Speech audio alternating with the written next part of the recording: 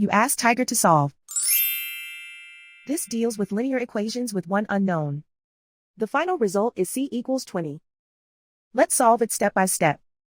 Simplify the expression. Group like terms.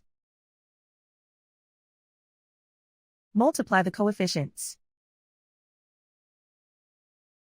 Combine like terms. Isolate the c. Multiply both sides by inverse fraction 5/3. Group like terms. Multiply the coefficients. Simplify the fraction. Multiply the fractions. Simplify the arithmetic. And so the final result is c equals 20.